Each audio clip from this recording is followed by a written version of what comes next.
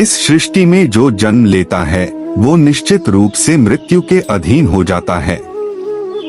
दोस्तों, यहाँ भगवान श्री कृष्ण कहते हैं कि इस मृत्यु लोक का हर एक प्राणी, चाहे हो मनुष्य हो या पशु पक्षी हो या फिर पेड़ पौधा हो, हर सांस लेने वाला प्राणी अपने जन्म के साथ मृत्यु को भी लेकर आता है।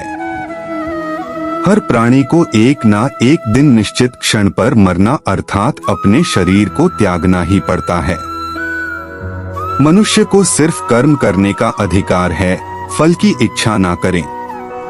दोस्तों, यहाँ भगवान श्री कृष्ण कहते हैं कि मनुष्य को चाहिए कि फल की इच्छा त्याग कर कर्म को अपना धर्म समझकर करे, क्योंकि जो भी मनुष्य फल प्राप्ति की इच्छा करता है उसका मन फल के बारे में सोचकर अपने कर्म और कर्तव्य से विचलित हो जाता है और उस इंसान को वो फल प्राप्त नहीं होता है जिसकी उसने इच्छा की हुई थी। इसीलिए भगवान श्री कृष्ण कहते हैं कि मनुष्य सिर्फ कर्म कर सकता है, फल कदापि मनुष्य के अधीन नहीं है। जो लोग फल की इच्छा से ही कर्म करते हैं वे लोग सुख दुख आदि के चक्र में फंस जाते हैं और उनकी मना शांति नष्ट हो जाती है। भगवान श्री कृष्ण कहते हैं कि मनुष्य अपने फल की इच्छा को त्याग कर कर्म को अपना धर्म समझकर करे तो उसको फल अवश्य मिल जाएगा, परंतु उस फल को वो व्यक्ति विधान की इच्छा समझकर स्वीकार कर ले। और ज्ञानी व्यक्ति भी इसी योग को अपनाकर कर्म योगी बन जाते हैं। इस विश्व में केवल शरीर मरते हैं, लेकिन आत्मा अविनाशी है। शरीर के मरने पर भी आत्मा नहीं मरती है। दोस्तों, यहाँ भगवान श्री कृष्ण कहते हैं कि आत्मा न कभी जन्म है और न ही कभी मरती है। वो अजन्म, नित्य, सनातन और पुरातन है, जो शरीर के मारे जाने के बाद भी नहीं मरती है। जो सचमुच ज्ञानी होते हैं वो ना उनका शोक करते हैं जो मर गए हैं और ना ही उनका शोक करते हैं जो अभी जिंदा है, क्योंकि वो जानते हैं कि जो मर गया है वो फिर से जन्म लेगा और जो अभी जीवित है वो अवश्य ही मर जाएगा। मरने वाला फिर से जन्म लेगा, क्योंकि केवल शरीर का नाश होता है।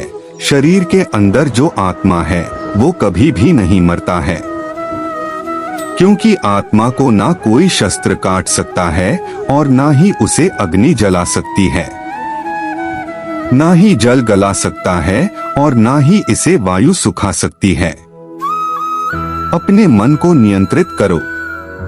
दोस्तों, यहाँ भगवान श्री कृष्ण कहते हैं कि मनुष्य के शरीर का एक अदृश्य अंग है मन, जो कभी दिखाई नहीं देता, परंतु वही इस शरीर का सबसे शक्तिशाली हिस्सा है।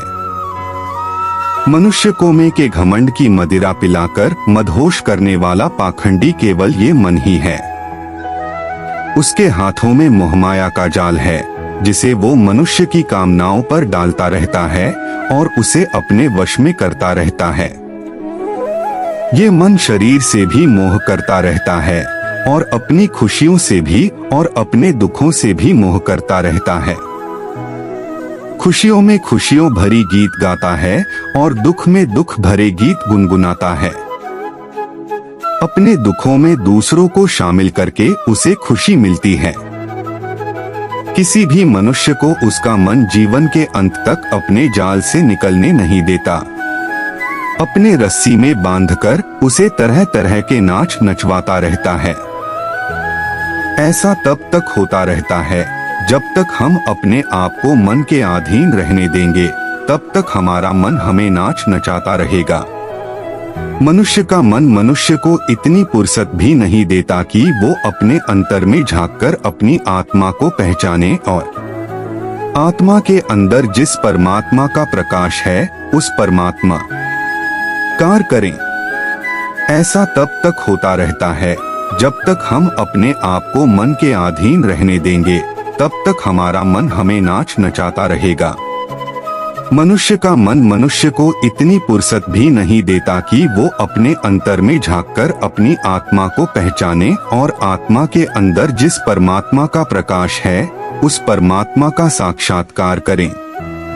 किसी भी जीवित प्राणी के लिए आवश्यक है कि प्राणी अपने मन को काबू में करके अपने अंतर में झांककर अपनी आत्मा को देखे। तब उस आत्मा के अंदर उसे परमात्मा का प्रकाश स्पष्ट दिखाई देगा और उसी को ही परमात्मा का साक्षात्कार कहते हैं। हमारा शरीर और मन कैसे काम करता है? दोस्तों, यहाँ भगवान श्री कृष्ण कहते हैं कि मनुष्य का शरीर एक रथ के भांति है। जैसे आँख, कान, नाक, जीभ और त्वचा आदि इन इंद्रियों घोड़ों को जो सारथी चलाता है वो सारथी ही हमारा मन है और उस रथ में बैठा हुआ स्वामी वही हमारी आत्मा है। मनुष्य की इंद्रियां विषयों की ओर आकर्षित होती रहती है और ये सब तभी तक ही हो सकता है जब तक जीवात्मा अपने मन को काबू में ना लाए। जब तुम स्वयं मन के अधीन ना रहकर अपने मन को अपने अधीन कर लोगे तो वही मन एक अच्छे सारथी की तरह तुम्हारे शरीर रूपी रथ को सीधे प्रभु की चरणों में ले जाएगा।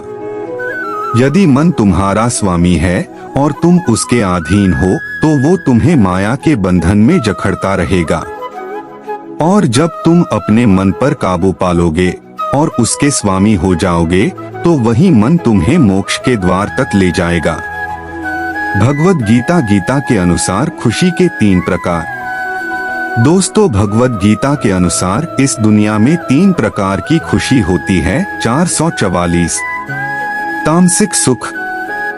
दोस्तों, पहली प्रकार की तामसिक खुशी हमें ज्यादा सोने से या ज्यादा आलसी होने के वजह से मिलती है, यानी कि आराम करने वाली खुशी। राजसिक खुशी। दोस्तों, राजसिक खुशी हमें जो किसी मटेरियल गोल को अचीव करने के बाद मिलती है, जैसे कि पैसे कमाना, गाड़ी खरीदना, दारू पीना आदि चीजें करने से जो हमें खुशी मिलती है वो राजसिक खुशी कहलाती है। सात्विक खुशी। दोस्तों, ये जो तीसरी प्रकार की खुशी होती है ना, उसे सात्विक खुशी कहते हैं। भगवद गीता ये कहती है कि तामसिक और राजसिक ये दोनों खुशियां अस्थायी होती है, पर सात्विक खुशी है ना, वो पहले हमें जहर की तरह लगती है लेकिन बाद में वो हमें शहद की तरह लगने लगती है।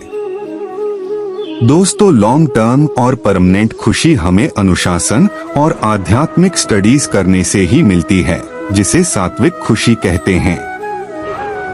अगर चैनल में नए हो तो चैनल को सब्सक्राइब करके वीडियो को लाइक कर दीजिए। आपका एक लाइक हमको मोटिवेट मिलता है। जय श्री कृष्णा। राधे राधे।